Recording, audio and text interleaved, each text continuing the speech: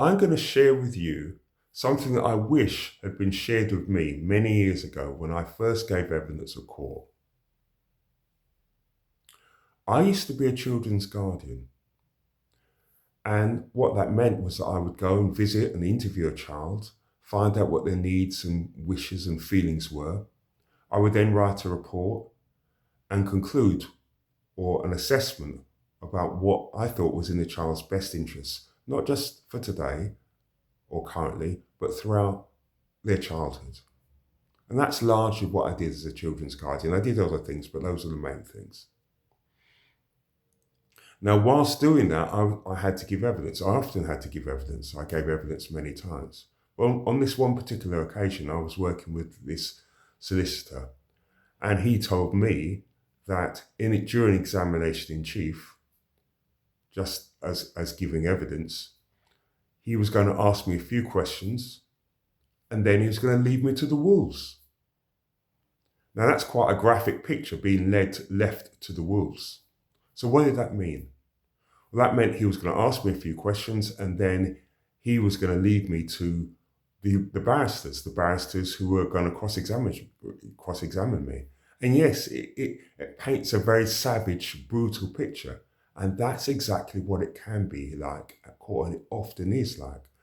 My experience was incredibly brutal. It was the worst experience of my life because I was not ready. I was not prepared. I couldn't answer the questions. I couldn't deal with it.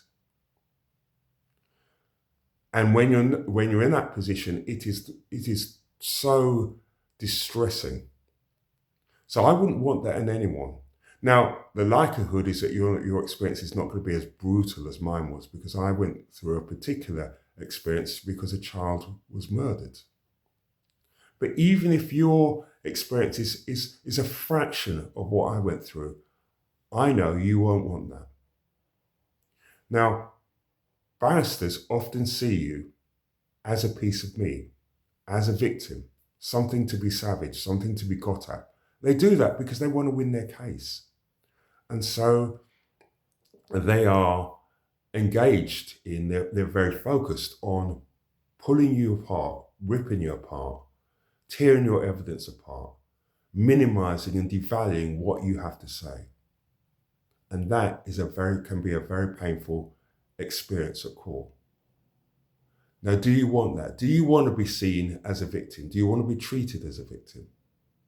I doubt that you do. I don't think anyone wants to be treated as a victim. Who does? Who wants to be treated as a victim? But the question I have for you is, if you don't want to be treated as a victim, what are you prepared to do about it?